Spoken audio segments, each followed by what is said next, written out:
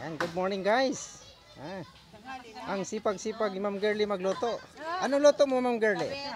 Sinigang na bangus yan. Sinigang na bangus. Dito kami ngayon sa kabundukan. Samahan, pinagbuklod. Ay. Pero kasi nagsasabi, kami kaya nagkintay lang po kaya kami ng pambihan. Hindi, kasi ang purpose ko nun, kaya naaga ako dahil mag-abang ako ng dadaan. Ayan. Kasi wala Update tayo sa ating mga ginagawa dito sa Samahang Pinagbuklod. Yan, mahaba-haba na yung ating nasimento. Dahil kawawa yung mga estudyante, araw-araw pumapasok tapos bitak-bitak yung daan. Pati mga motor nagkanda gulong-gulong. Yan, ang daming gumagawa guys. Yan, si Kuya nagwalis na sa kalsada para kumakapit yung gulong. Ang haba na, ang ganda na. Yan, natamaan ng widening oh.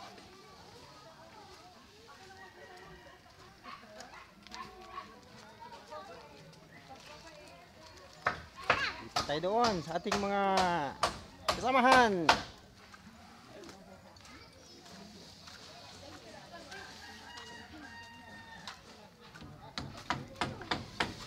Oh, kaway-kaway!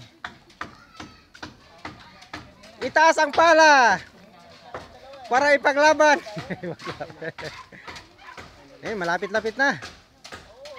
After ang dami. Grabe dito sa Samahang Pinagbuklod, talagang Picturean mo before and after. ikaw na before. Before and after ba para ma-post mo.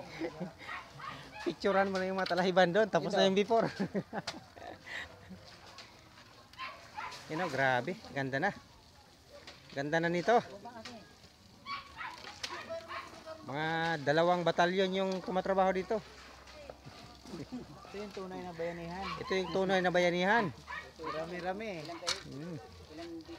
700. 700 data eh. Punta doon sa baba dahil marami na pong mga pamilya na nakatira doon.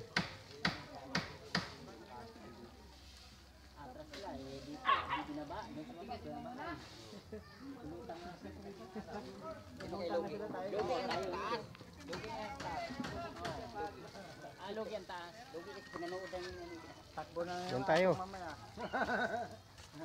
Check natin kung okay na ba ang gawa, lalo-lalo na dito sa security. nakasuda damay na naman. Yung pinakamalupit sa mga pinagbuklod. Ayan, umpisa na naman. Kanina ka pa. Report lang, report. Update lang, update. Updated ba? Updated. Updated lang, updated. Paliparan ko ng drone to mamaya. Pakita ko ni Mayor. Mayor, baka naman. Aspalto na kasi tapos na masimento.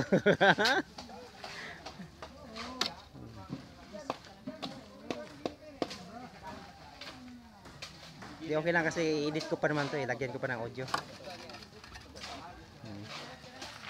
Grabe. Okay.